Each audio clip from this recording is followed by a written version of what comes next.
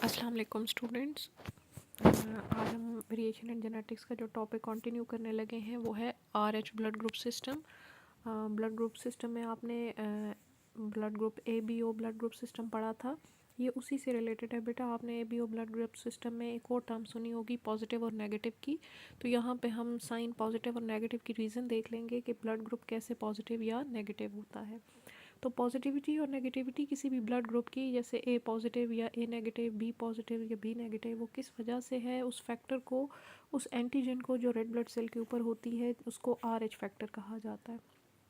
RH factor land टीनर ने 1930 में discover किया था कि ये रेड ब्लड सेल्स के ऊपर ख़ास किस्म के एंटीजन्स हैं। ए और बी एंटीजन के अलावा एक और किस्म के एंटीजन्स हैं, ये भी रेड ब्लड सेल्स के ऊपर होते हैं, जिनके ब्लड सेल के ऊपर ये एंटीजन RH एंटीजन मौजूद होंगे, वो पॉजिटिव होंगे।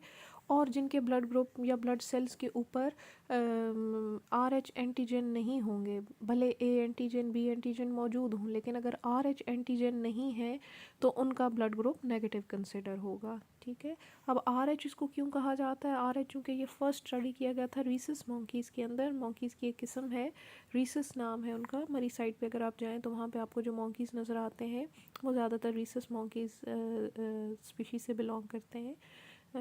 तो ये उनके अंदर पहली दफ़ा स्टडी किया था रीसस मॉन्की, इसलिए इसका नाम RH रख दिया गया। तो उस बेस पे ये पॉजिटिविटी या नेगेटिविटी का वर्ड इस्तेमाल किया जाता है। अब RH ये जो एंटीजन है, ये प्रोटीन किसी न किसी जीन से कंट्रोल होती है। इसके पीछे जो जीन मौजूद हैं वो 3 जीन्स हैं, एक कहलाता है C, दूसरा D और तीसरा E। इसमें से जो मोस्ट इम्पॉर्टेंट जीन जो इस RH एंटीजन की मौजूदगी के लिए ज़रूरी है वो D जीन है। D जीन जो है वो मेन लोकस कंट्रोल करता है प्रेजेंस ऑफ RH एंटीजन, और C और E जो है वो अल्टरनेटली या C मौजूद होता है या E मौजूद होता है। तो D जो है वो दो फॉर्म में आपको नज़र आएगा, या तो ये कैपिटल D, चूँकि ये डोमिनेंट है स्मॉल d के ऊपर, जो जीन कैपिटल D है जो कि इस RH ब्लड ग्रुप के लिए लाजमी है, तो ये आपको दो फॉर्म में नज़र आएगा। या तो ये कैपिटल डी इंडिविजुअल है तो भी पॉजिटिव होगा, कैपिटल D स्मॉल d है किसी इंडिविजुअल का जेनेटिक मेकअप, यानी उसके पास ये जीन्स मौजूद हैं, तब भी वो पॉजिटिव होगा। और अगर स्मॉल d है तो तब उसके पास कोई एंटीजन नहीं होगी और वो नेगेटिव कंसिडर किया जाएगा। यहाँ पे आप देखें कि फॉर एग्जांपल ये साइन अगर हम ए एंटीजन के लिए इस्तेमाल करें, ये वाला साइन हमारा बी एंटीजन के लिए हो, और ये ब्लैक वाला डॉट अगर हम RH फैक्टर के लिए करें तो आपके पास जो ब्लड ग्रुप्स आएंगे वो इस शक्ल में आते हैं। फॉर एग्जांपल एक बंदे का ब्लड ग्रुप AB पॉजिटिव है तो उसके पास उसके ब्लड सेल्स के ऊपर A एंटीजन भी हैं, B एंटीजन भी हैं और RH एंटीजन भी हैं।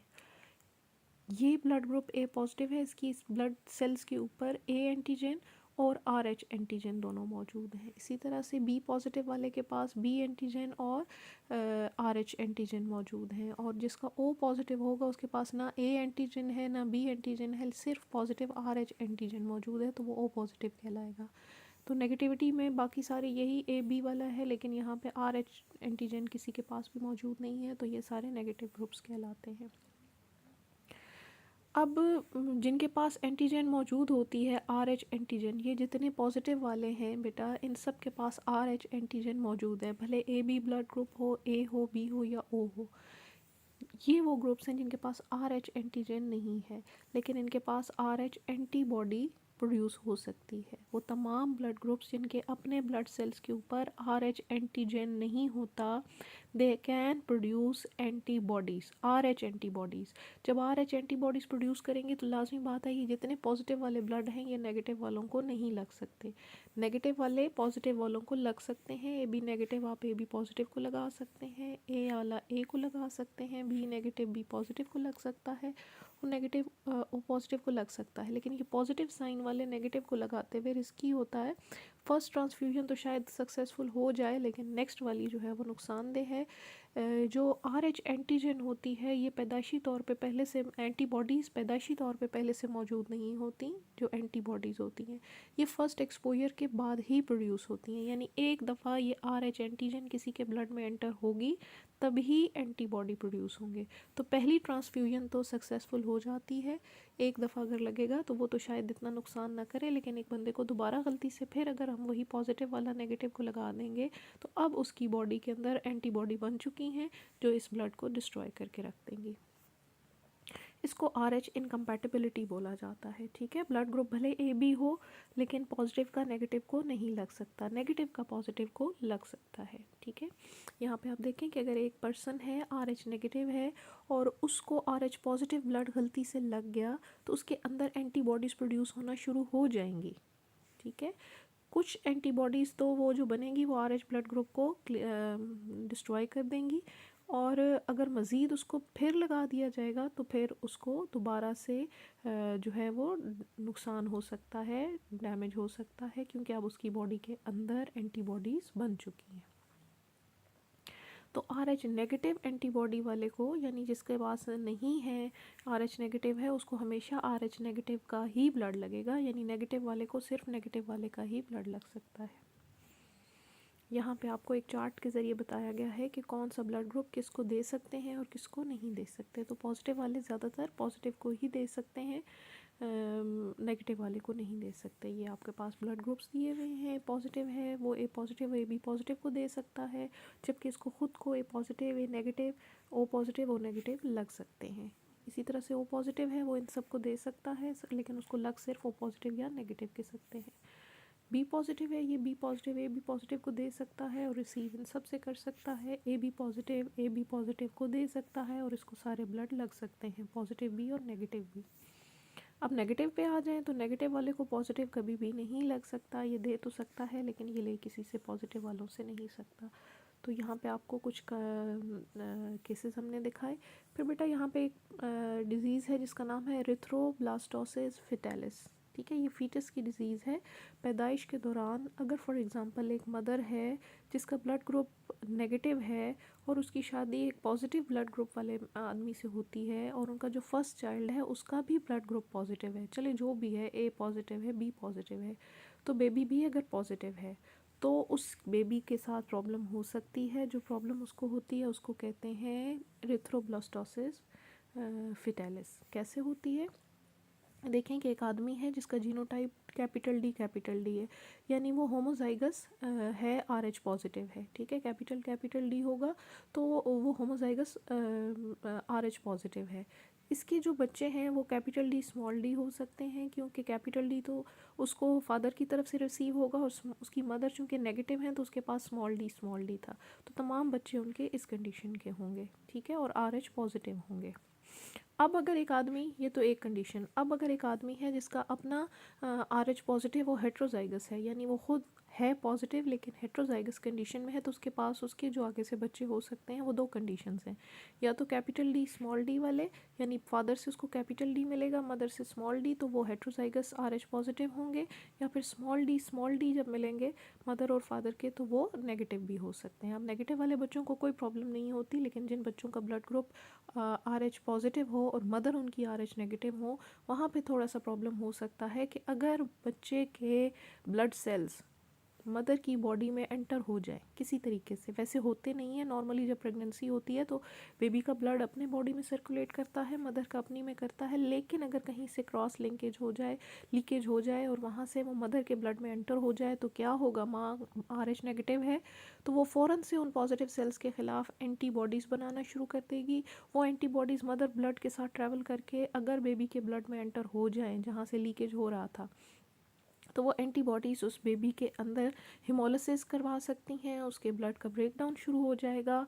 और अगर ये कंटिन्यू रहे, मुसलसल ये लीकेज और मिक्सिंग होती रहे और एंटीबॉडीज़ एंटर होती रहें बच्चे के अंदर, तो वो बेबी जो है वो एनीमिक हो जाएगा, यानी उसमें खून की शदीद किल्लत कमी हो जाएगी।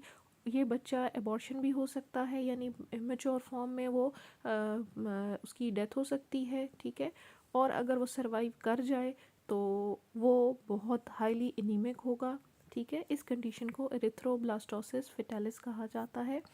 और उसके नतीजे में अगर प्रेगनेंसी रहती है तो बच्चे का लिवर और स्प्लीन जो है वो स्वेल कर जाते हैं और इमेच्योर RBCs प्रोड्यूस करते हैं, वो आरबीसीज जो है, आरबीसीज जब टूटते हैं तो बाइलिरुबिन रिलीज़ होती है, जिससे बच्चा जो है वो हेपेटाइटिस का शिकार हो जाता है, उसके ब्रेन सेल डैमेज हो जाते हैं, स्किन और उसकी जितनी बॉडी के आई के जो वाइट पार्ट्स हैं वो येलो अपीयर होंगे, जिसको हम जॉन्डिस या यरकान भी कहते हैं। या बच्चा अगर पैदा हो जाए तो और इस कंडीशन का शिकार हो तो उस सूरत में शदीद किस्म के वो हीमोलिटिक यानी खून की शदीद कमी का शिकार होगा, एनीमिया, और साथ उसको जॉन्डिस भी होगा।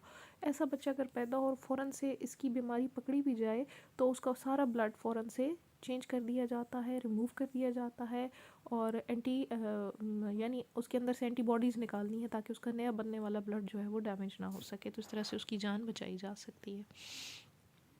अब बेटा मोस्टली क्या होता है कि पहली प्रेगनेंसी अगर फॉर एग्ज़ाम्पल हो भी गई तो नेक्स्ट प्रेगनेंसीज़ में काफ़ी कॉम्प्लिकेशंस हो सकती हैं। उस सूरत में इस कंडीशन के अंदर ट्रीटमेंट पहले से होनी बहुत ज़रूरी है।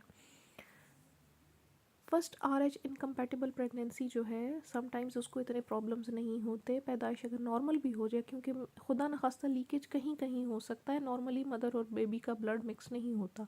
लेकिन पैदाइश के बाद जैसे ही मदर की बॉडी से बेबी एक्सपेल होता है तो प्लेसेंटा भी ब्रेक डाउन होता है। प्लेसेंटा वो कनेक्शन है जो बेबी को मदर की बॉडी से जोड़ के रखता है और ख़ुराक वगैरह प्रोवाइड करता है, ये वो टिश्यू है। जब ये प्लेसेंटा टूटता है तो यहाँ पे बहुत सारा बेबी का ब्लड मिक्स हो जाता है मदर की ब्लड के साथ। यहाँ पे जब बेटा मिक्सिंग होगी तो क्या होगा कि मदर की बॉडी में बेतहाशा एंटीबॉडीज़ प्रोड्यूस हो जाएंगी, और ये एंटीबॉडीज़ नेक्स्ट प्रेगनेंसीज़ के लिए जानलेवा साबित हो सकती हैं। तो पहली अगर प्रेगनेंसी सक्सेसफुल भी हो जाए पॉजिटिव और नेगेटिव कपल के अंदर, तो नेक्स्ट प्रेगनेंसीज़ के अंदर रिस्क जो है वो बहुत ज़्यादा हो जाता है। उसकी अब ट्रीटमेंट क्या है? उसकी ट्रीटमेंट ये है कि अगर पहले से पता हो ब्लड ग्रुप का पेरेंट्स का, फादर का भी और मदर का भी, तो नेक्स्ट प्रेगनेंसीज़ को बचाने के लिए पहले से ही उनको एंटी RH सीरम के इंजेक्शंस लगा दिए जाते हैं पहली प्रेगनेंसी के फ़ौरन बाद ही, ताकि आइंदा उस मदर के अंदर जितनी वो बच्चे के सेल्स गए हैं वो फ़ौरन से ख़त्म हो जाएं और मदर की बॉडी के अंदर एंटीबॉडीज़ प्रोड्यूस ना हो।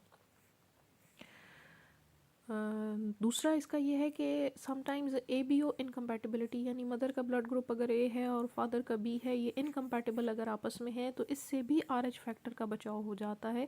क्योंकि AB ब्लड ग्रुप जब बेबी का ब्लड AB गलत B है और मदर का A है, और वो ब्लड अगर क्रॉस करके मदर की बॉडी में जाता है तो उन सेल्स को ऑलरेडी पहले से मौजूद एंटीबॉडीज़ जो ब्लड ग्रुप में होती हैं, क्योंकि ABO की जो एंटीबॉडीज़ होती हैं ये पहले से पैदाइशी तौर पर हमारे ब्लड में होती हैं, इनको फ़ौरन बनने की ज़रूरत नहीं होती, ये पहले से मौजूद हैं। तो अगर एक ऐसा ब्लड बेबी का इनकम्पैटिबल हो जो AB उलट ब्लड ग्रुप्स हों, तो अगर वो मदर की बॉडी में मिक्सअप हो जाता है तो वो सेल्स फ़ौरन से किल हो जाते हैं RH एंटीबॉडी बनने से पहले ही।